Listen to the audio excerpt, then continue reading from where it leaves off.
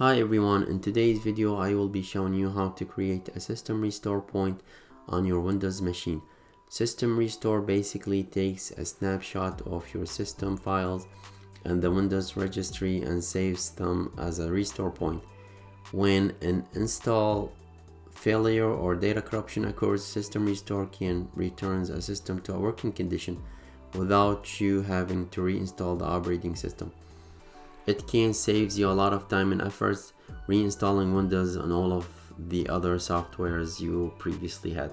So let's go ahead and get started. Click on the start button and let's search for create a restore point, and it comes up on the search result. Click on it. Now my Windows is installed on the C drive, and make sure under protection it says on. If not, click configure, and under configure make sure to click on turn on system protection, and over here you would choose the amount of space you would allow system restore to take and use for your restore points.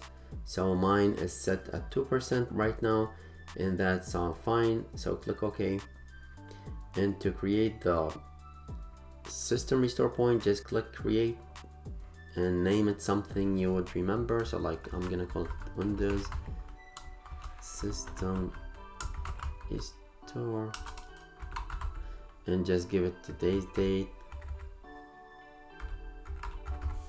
and click on create. Now this might take longer depending on the size of your Windows and softwares you have installed. So mine is done now. Click close.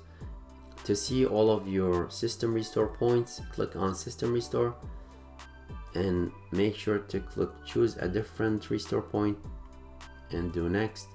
And those are all of your system restore that have been created by you manually. So those are all the ones I created. Thank you for watching.